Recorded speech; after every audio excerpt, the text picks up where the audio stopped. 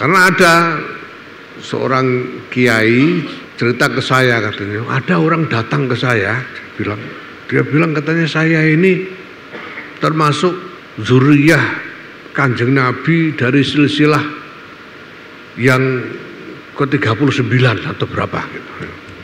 Terus saya bilang enggak mungkin, enggak percaya saya. Loh enggak, ini saya punya catatannya, itu ngarang itu pasti, enggak mungkin enggak. Terus saya tanya, kenapa kok sampean, kan lumayan kalau sampean diakui sebagai dzurriyyah Kanjeng Nabi, saya bilang. Lumayan gimana, rugi saya. Rugi gimana? Loh kalau saya dzurriyyah saya enggak boleh terima zakat dan repot saya. Yang saya hormati Ketua Lazisnu Al-Habib Ad-Doktur Ali Hasan Al-Bahar. Apapun penelitian yang dilakukan oleh orang, apapun tesis-tesis dibuat oleh orang, walau aftal muftun, saya tetap berhusnudzon bahwa beliau Habib Ali ini adalah min dzurriyyati Rasulillah sallallahu alaihi wasallam. Dan itu memang salah satu alasan saya meminta beliau menjadi ketua Lazisnu ini, yaitu untuk menghemat overhead supaya tidak perlu ada budget dari Lazisnu ini untuk ketuanya, karena Bani Hashim dan Bani Abdul Thalib ini haram menerima sedekah dan zakat.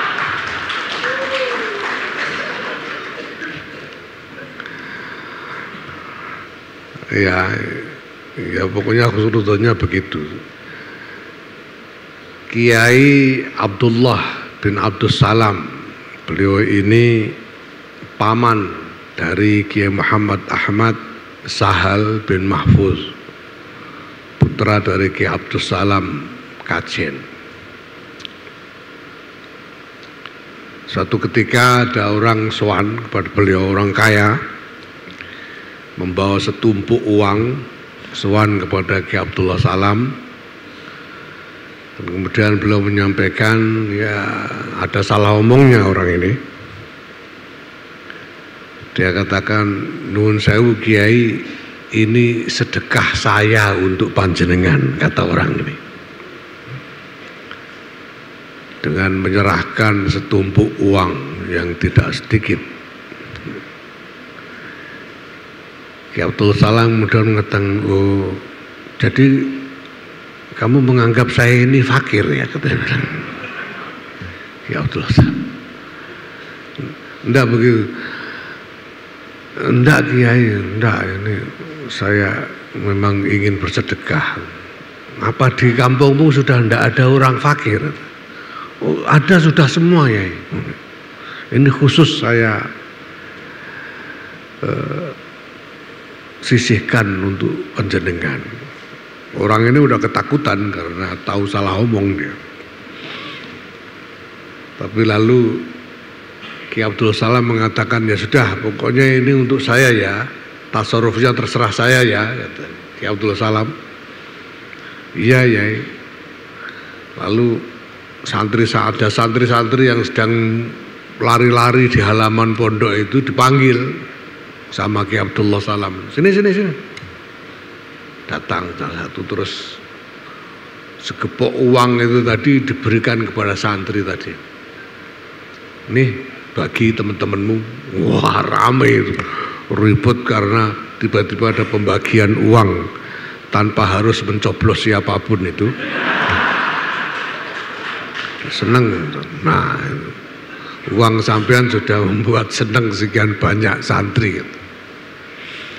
Itu adalah cara Kiai Abdullah Salam menolak pemberian.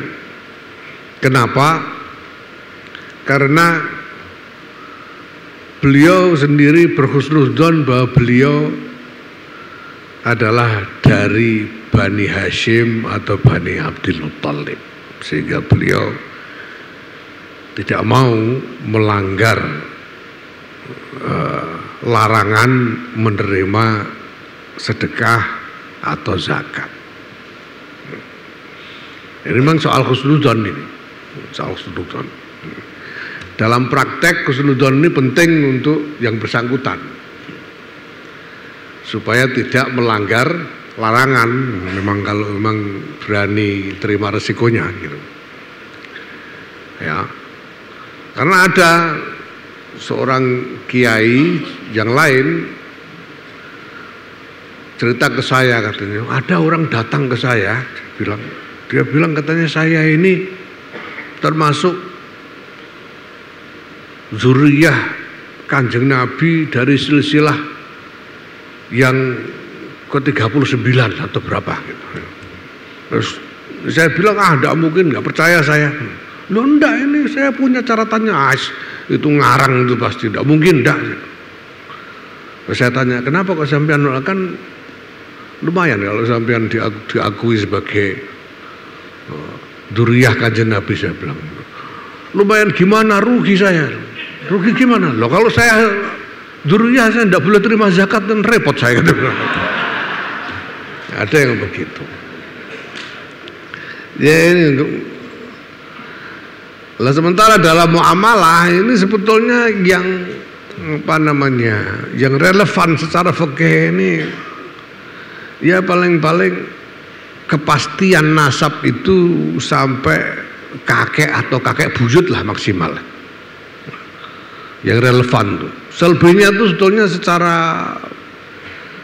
aplikasi fikihnya itu tidak relevan. Relevannya itu untuk apa? Untuk memastikan wali nikah itu yang supaya kalau ada yang nikah walinya jelas ya, nasabnya jelas tuh. Kalau di atas Mbah Buyut itu masa canggah jadi wali nikah kan tidak mungkin, jadi tidak perlu dicek sudah kalau sudah di atas.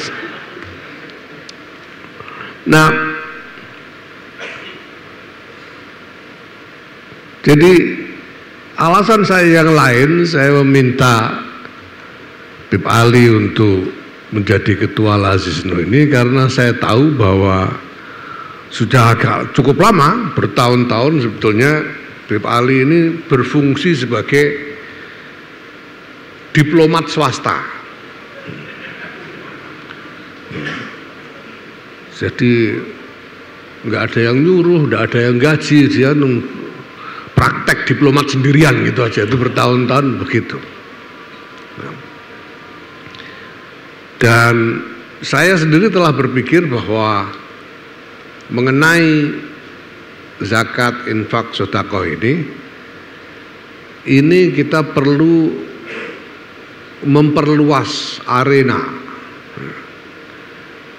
lebih-lebih dalam konteks globalisasi ini, sehingga kita butuh menjangkau arena engagement, arena hubungan, kerjasama, persinggungan yang lebih luas, termasuk di arena internasional. Nah, itu yang saya harapkan menjadi peran yang bisa dilakukan dengan baik oleh Dr. Ali Hasan Al-Bahar ini karena reputasinya. Alhamdulillah kita bisa melihat bahwa di bawah kepemimpinan beliau, ya, saya kira tampak jelas sekali ya, on record bahwa engagement Lazisnu ini berkembang baik sekali secara internasional, alhamdulillah.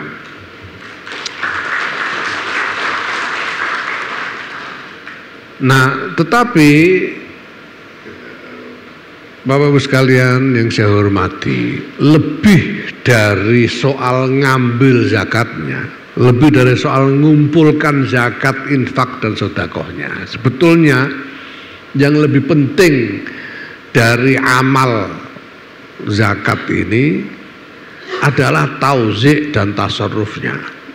Itu yang lebih penting. Apalagi sekarang ketika ada konstruksi baru tentang amil zakat ini. Kalau dulu kan amil zakat itu ya imam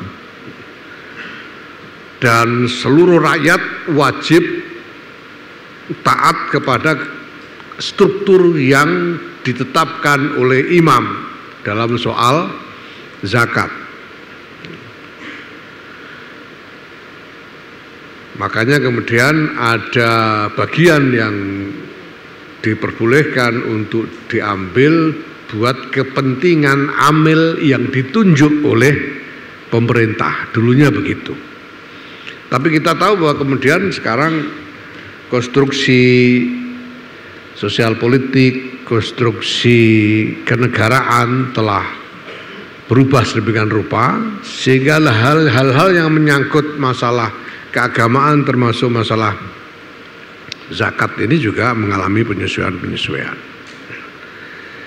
Di Mesir saja saya tidak tahu, mungkin tidak ada lagi satu badan amil zakat tunggal yang monolitik yang ditetapkan oleh pemerintah. Nyatanya Al-Azhar punya Baitul Zakah sendiri. Nah, maka ini sebetulnya harus kita pahami dan kita hayati lebih dalam.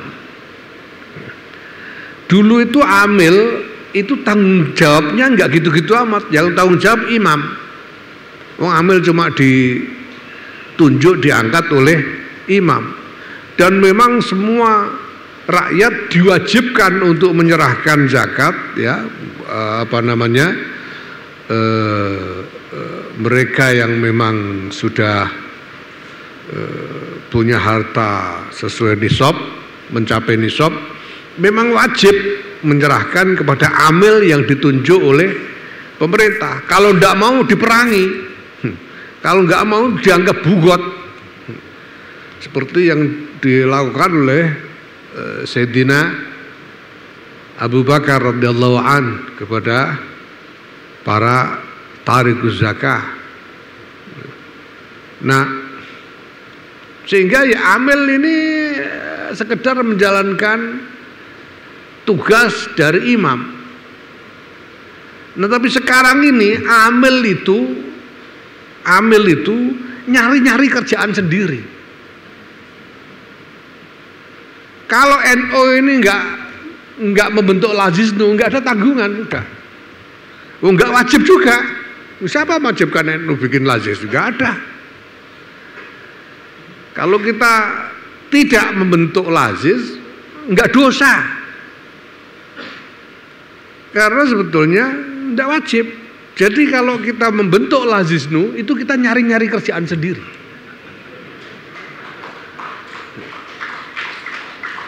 Kita bikin lazis. Nyari-nyari kerjaan sendiri itu berarti juga nyari-nyari tanggung jawab sendiri. Dan itu berarti tanggung jawabnya harus kita pikul sendiri.